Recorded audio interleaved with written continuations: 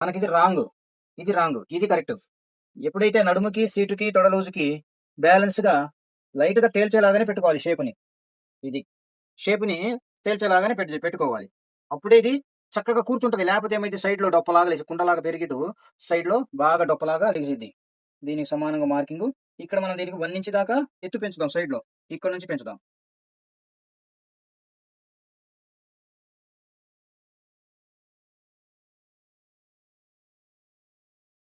తర్వాత ఇక్కడ నుంచి క్రాస్ పాకెట్ కోసం 2.5 పెడదాం.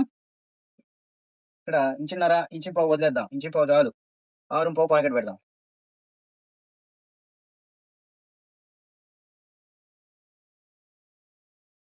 మళ్ళీ మనం కటింగ్ చేసే ముందు ఒక్కసారి అన్ని పరిశీలించుకొని కటింగ్ చేయాలి. పరిశీలించుకోవాలి. చూసుకోవాలి ఒకసారి మార్కింగ్ ఎలా ఉంది మన డ్రాయింగు. సెట్ అవుతుందా లేదా అనేది అర్థమైద్ది. బ్యాలెన్స్‌లు అర్థమవుతాయి చూసుకుంటే డ్రాయింగ్‌లో.